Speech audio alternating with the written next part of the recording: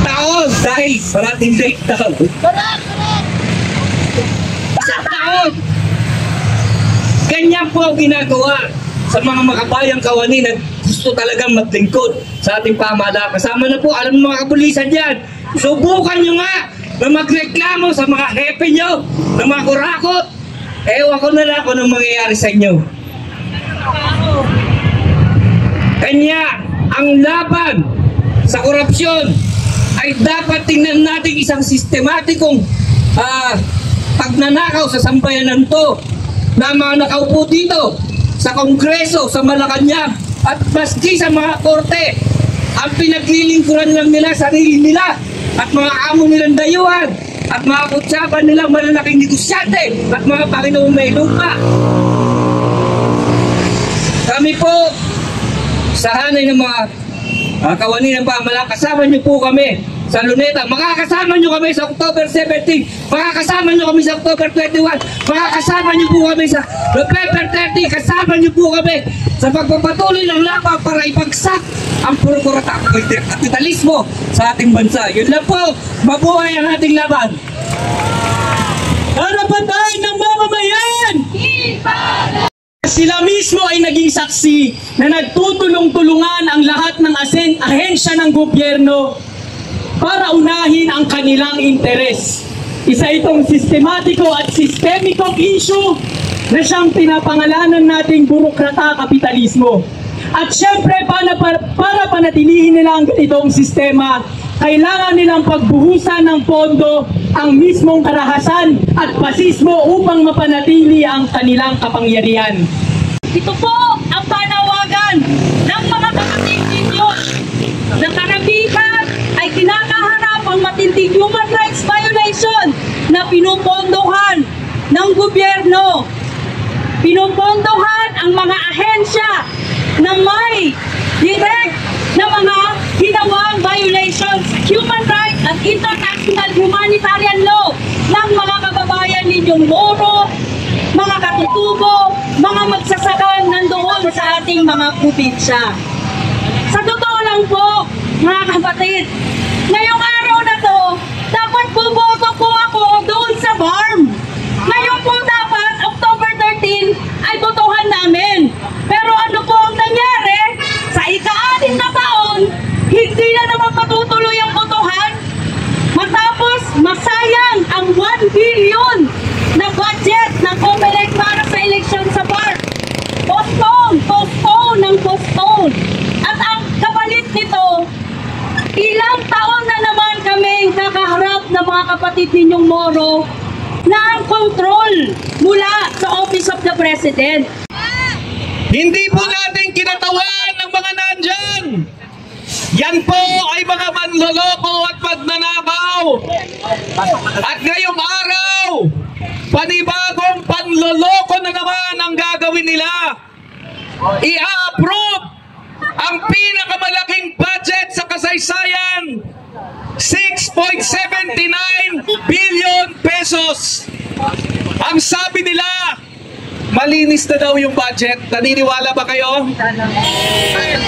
Alam nyo po, muli nung nabuking itong usapin ng flood control, marami nang nangyari dito sa Kongreso. Unang-una, natanggal na ang Speaker of the House na si Martin Romualdez.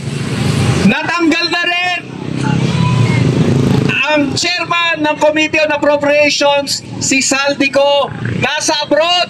Hanggang ngayon hindi makauwi. At sabi nila hindi lang yan. Inalis na daw si Martin Romualdez. Inalis na daw si Saldico. At nireforma na daw ang budget. Wala na daw flood control sa budget. Kaya makakaasa na daw tayo na hindi na mauulit yung mga anomalya. Kayo ba naniniwala? Malinaw po ang paninindigan ng sambayanang Pilipino. Ngayong araw, nagpupulong ang mga magnanakaw maliban sa tatlo. Maliban sa tatlo. Uulitin ko, nagpupulong ang mga magnanakaw, nagpupulong ang mga korap, maliban sa 3 kinatawan ng mamamayang Pilipino. Sino-sino yan na hindi mga korap at kakampi ng taong bayan? Siyempre po, dahil nasa forefront ng labanan ngayon laban sa korupsyon ang mga kabataan, ang nangunguna laban sa korupsyon sa loob ng Kongreso ay si Congresswoman Rene Co mula sa Kabataan Party List. Palakpakan po natin! Pangalawa, siyempre po, mula sa hanay at kinatawan ng kababaihan si Congresswoman Sara Elago. At pangatlo, mula sa kinatawan ng mga guro, si Tonchi Pinio. Sigurado tayo na ang 3 yan, kung ano yung mensahe natin sa labas, ay mensahe nila sa loob ng reaksyonaryong kongreso ng pangunahing mga mayoryang representante, mga magnanakaw at korap.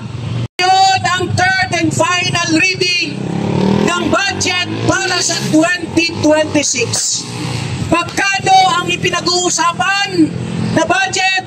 6.7 trillion pesos. Ako, ang dami pala natin pera. Akala ko ba wala tayong pera? Palaging sinasabi ng gobyerno, magtipid tayo, pagipit tayo ng sinturon dahil wala tayong pera. Eh bakit may budget na pinag-uusapan ngayon ang Kongreso na 6.7 trillion pesos? Naniniwala ba tayo na wala tayong pera?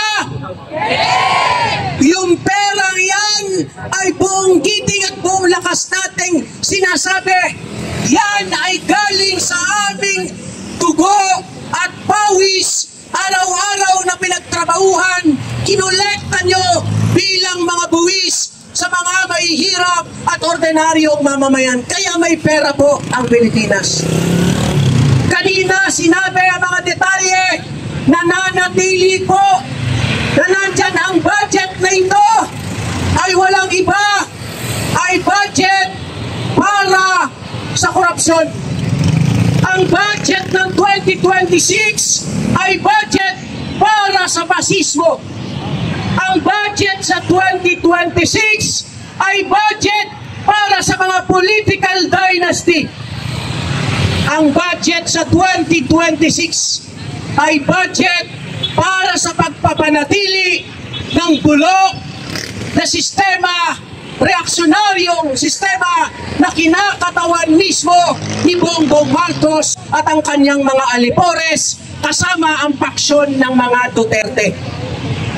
Kaya mga kasama, sa 6.7 trillion pesos na yan, yung sinabi ng kanyang mga leaders natin kanina, meron tayong inisyal at konserbatibong kwenta. Alam nyo kung magkano ang pork barrel? Alam nyo kung magkano ang kickback sa pinagsama-sama na yan? Sa initial na kwenta natin, aabot ng 500 to 600 billion pesos sa initial. Ang laking pera, di ba? Mga kabataan, dito na po nagtatapos ang ating programa. Iba-ibang grupo ito guys, ano? IMU, ano pa yung si Bayan muna, no?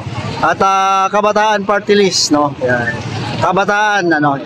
Grupo ng mga kabataan nandito guys. Sumayos, no, na nasagawa ang activity at ito na disperse na sila. Yan po, no, ang kasama natin si Ted Casino, TD Casino.